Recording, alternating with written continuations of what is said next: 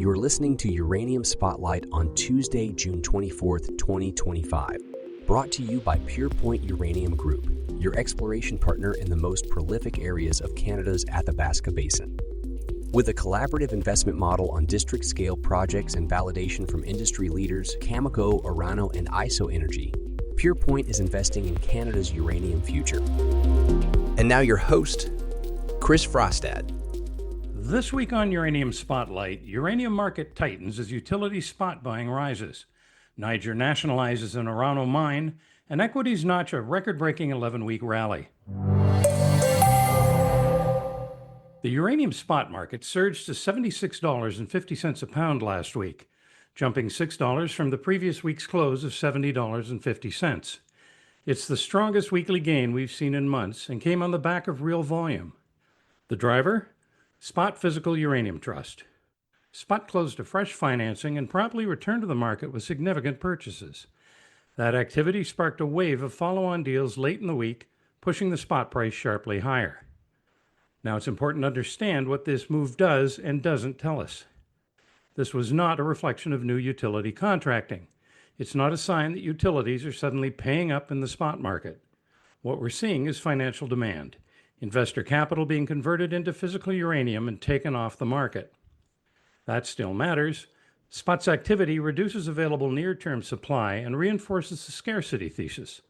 But the term price, which utilities care about, remains stable around $80 a pound, and there's no immediate sign of a utility rush. Meanwhile, macro demand signals remain strong. China's nuclear fleet expansion continues, and France just greenlit construction of up to 14 new reactors. For investors, this kind of spot action can move equities, especially juniors. But it's essential to understand the source of the move. This was fund-driven, not fuel buyer-driven. The difference matters. If you haven't already, be sure to subscribe to Uranium Spotlight podcast, available on your favorite podcast platform or on PurePoint Uranium's YouTube channel.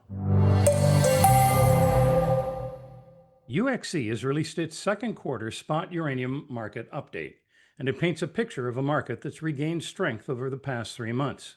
The spot price rebounded from $63.45 a pound in February to $67.35 by the end of April, and then climbed further to $70.90 by the end of May. The report attributes this recovery to a mix of production challenges, newly imposed U.S. tariffs, and ongoing geopolitical uncertainty. While spot market activity remains unpredictable month to month, UxC expects utilities to lean more heavily on spot purchases in the near term, particularly while prices are seen as relatively low. More long-term contracting is anticipated later this year. According to the report, the spot market has swung between surges in buying and selling, but overall the market remains tighter than it has historically been. UxC warns that volatility could return quickly, especially if demand ramps up and sellers begin restocking inventories. We've already seen that when the spot price drops below $70, utility interest returned. In fact, utilities have bought more uranium on the spot market this year than in all of 2024. That shift has helped reduce uncovered utility requirements, while term contracting has continued at a steady pace. Sanctions could further tighten the market. New measures against Russian uranium are currently being discussed in both the U.S. and the EU. As of the end of May, total uranium demand in 2025 is running ahead of last year, 21.5 million pounds sold so far, compared to 20 million at the same point last year. Utility purchases drove most of that increase, rising from 2.4 million pounds in the first 5 months of the last year to 8.7 million this year. Traders also stepped up, buying 7.5 million pounds so far in 2025, up from 6.2 million last year. However, demand from producers has fallen sharply, from 3.9 million pounds last year to just 0.9 million in the same period this year. Financial players have also reduced their purchases by nearly half, down to 3.6 million pounds.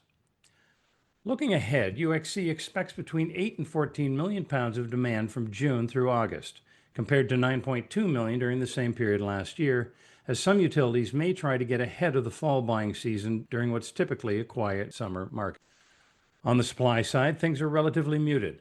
Orano began development on a new ISR project in Uzbekistan that could eventually produce 1.82 million pounds annually. Kazatomprom secured financing for its long-awaited sulfuric acid plant. and a Swiss fertilizer firm is planning another plant to help resolve Kazatomprom's reagent supply issues.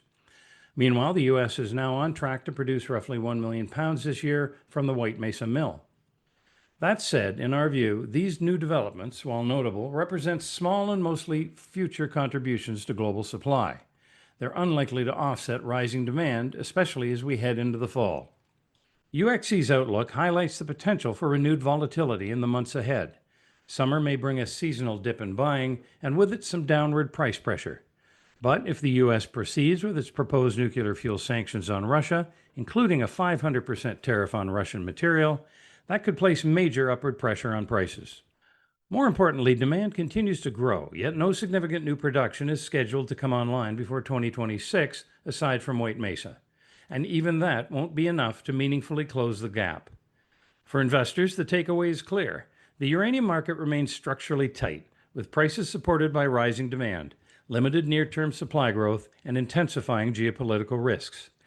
If current trends hold or accelerate, there's a real case for continued upward pressure on uranium equities as the market adjusts. Last week, Niger's military government announced the nationalization of Orano's Somer uranium mine. According to the government, Orano breached its shareholder agreement by producing more than the 63.4% stake it was entitled to. They also accused the company of pulling its French personnel from site, halting operations, and at one point attempting to sell off the mine. This is part of a broader pattern we're seeing across West Africa. Following recent coups in Niger, Burkina Faso, and Mali, there have been multiple government takeovers of resource assets. It's a sign of just how geopolitical and volatile the competition for critical minerals like uranium has become. Both East and West are vying for control as they scale up nuclear power and secure long-term supply chains. Orano, for its part, says it tried to resolve the matter through dialogue but received no response from the junta. They're now pursuing legal actions, with 3 lawsuits already filed against the Nigerian government in international courts. This isn't an isolated story. It's a microcosm of what's playing out globally. China and Russia continue to ramp up uranium purchases from Kazakhstan. Western nations are phasing out Russian nuclear fuel. And behind it all is a growing recognition that uranium supply is increasingly shaped by geopolitics, not just geology. For investors, this underscores a key reality. Jurisdictional risk is real and rising. As resource nationalism escalates and East-West energy competition intensifies, secure, stable uranium production in politically reliable regions will command a premium.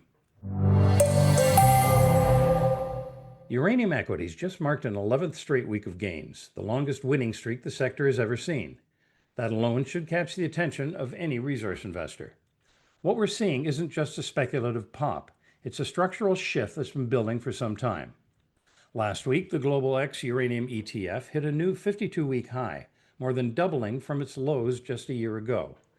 That kind of move in an ETF reflects broad-based buying and growing institutional interest. What's driving it? A mix of real fundamentals and renewed investor focus. On the demand side, global utilities are increasingly locking in long-term supply as nuclear reclaims its place in energy security planning. Add to that the rise of AI and data centers, massive power consumers that are pushing grid reliability and decarbonization to the top of the agenda. Nuclear is one of the few scalable non-intermittent solutions. Meanwhile, on the supply side, new production remains constrained.